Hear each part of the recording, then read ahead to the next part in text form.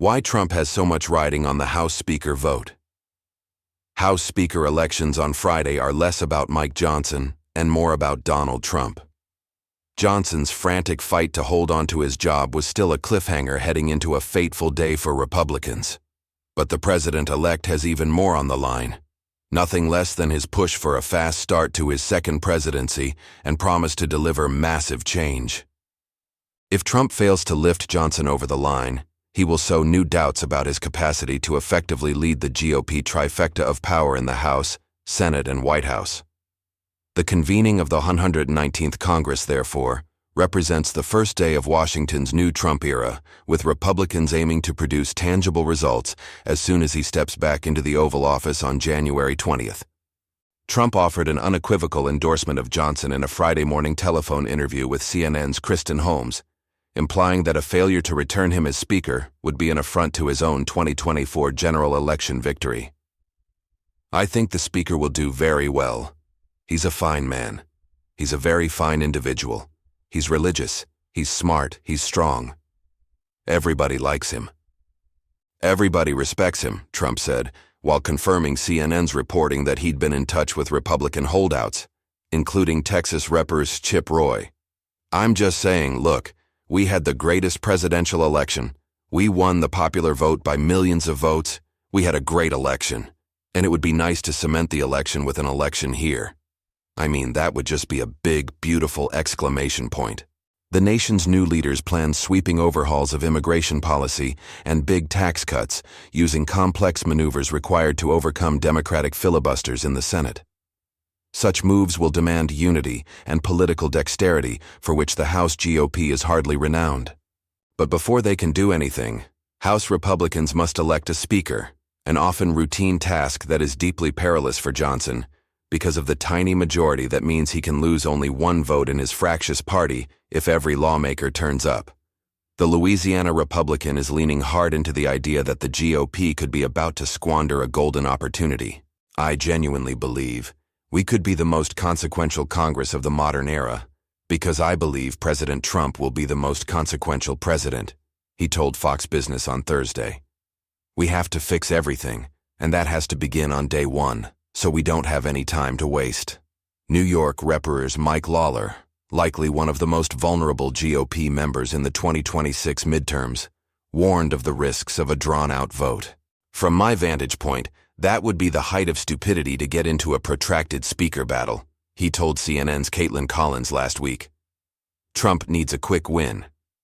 Even the endorsement from Trump, who has crushed most Republican resistance to his MAGA movement, cannot guarantee that Johnson will triumph as unified conservative rule takes hold.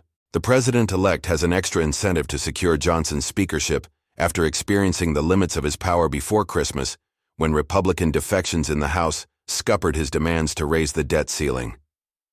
Any repeat of the farce of 2 years ago, when Speaker Kevin McCarthy won after 15 rounds of voting, would be a debacle for Trump and show how his ambitions could plunge through a legislative trapdoor at any moment. It would also augur poorly for the tortuous process of uniting the governing party behind a budget, for the tough compromises needed in any tax reform bill, and for the president-elect's hopes of quickly getting a massive boost in funding for his promised mass deportation plans and securing the southern border. In a sign of the importance of the Speaker vote, Trump has agreed to call potential holdouts, CNN's Kristen Holmes and Elena Treen reported. When asked by CNN Friday morning specifically about his conversations with GOP holdouts, Trump said he thought Roy will do what's right for the country. Trump added that there's no one else he is eyeing for Speaker at this time should it not work out for Johnson. If Republicans can't select a Speaker by Monday, they won't even be able to initiate the congressional process to certify Trump's election victory, a spectacle that would be sure to infuriate and embarrass the president-elect.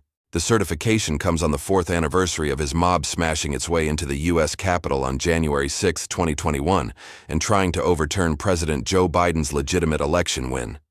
Republicans believe Trump has a mandate after sweeping all 7 swing states and a plurality of the popular vote in November to gut a Washington establishment many voters believe ignored their problems. But before they can tear government down and slash its budget, Republicans have to prove they can govern with sufficient skill to enact their transformation. This is no small task given the splits in the House GOP conference and the fact that a majority of one is hardly a functioning majority. And time is short.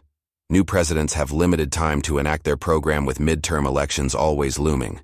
The GOP's shaky unity and tough fights to come make Trump's window even smaller. Why some members don't like Johnson, however, may not have the votes despite his bullish predictions on Thursday that he'd surge to victory in a single round of voting.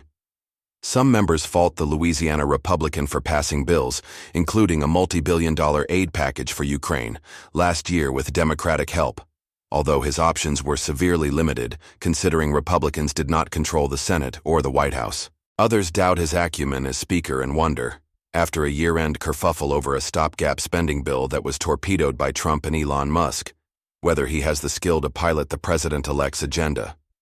Already, one lawmaker is pledged not to vote for Johnson, who emerged as a late compromise candidate when he won the speakership in October 2023, after a bruising search for a leader after McCarthy's ouster. Kentucky Representative Thomas Massie told CNN's Manu Raju last month that nothing could sway him since "There's nothing I want in exchange for my vote." Another frequent Johnson critic, Rep's Tim Burchett, said Thursday that he'd think and pray on his decision overnight. The Tennessee Republican did allow that Trump's endorsement of Johnson was a factor. He also acknowledged that Johnson had engaged him on his call for a commitment to a return to single-issue spending bills. "That's new to me," Burchett told CNN's Lauren Fox in a phone call. Massie and Burchett are examples of lawmakers who, either because of their own stands on principles or conservative records that resonate in their districts, may be immune from primary threats prompted by Trump or Musk. In a normal governing situation, in a party with a workable majority, such lawmakers would probably be given a pass to oppose Johnson. But the minuscule House majority means that such fixes are beyond the reach of party leaders. Johnson spent Thursday shuttling between meetings with lawmakers and the studios of conservative media outlets as he tried to shore up his position. He held talks with a group of GOP holdouts including Roy, Ralph Norman, Andy Harris, Andy Ogles, Michael Cloud, and Eli Crane. Norman emerged from the meeting saying, "Mike is listening, he is a good listener, or he wouldn't be there for the last hour." The South Carolina Republican added that people trust Mike Johnson, a nod to the bitter tensions that boiled between McCarthy and some of his enemies in the party, including his chief antagonist, former Florida Representative Matt Gaetz. Johnson told reporters after the meetings that people are talking through process changes, but therein lies a possible trap. One reason why McCarthy was such a weak speaker was that he made so many concessions to hardliners that he curtailed his own power and long-term prospects. Still, several factors play in Johnson's favor and may help him squeeze through. News of Trump's willingness to cajole holdouts could be significant. It would be a brave lawmaker who defies a powerful new president who commands the base as Trump does. The prospect of obstructing a new era of conservative governance and risking the exposure to a right-wing media onslaught might also change some minds. Political dynamics have changed dramatically.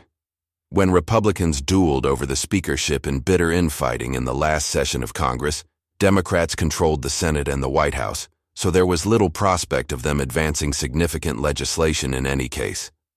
Now there is much more to lose, and the paucity of obvious alternatives who could unite the House Republican Conference may mean that Johnson, who rose to power from obscurity on the backbenches, may prevail by default. After all, if not Johnson, then who?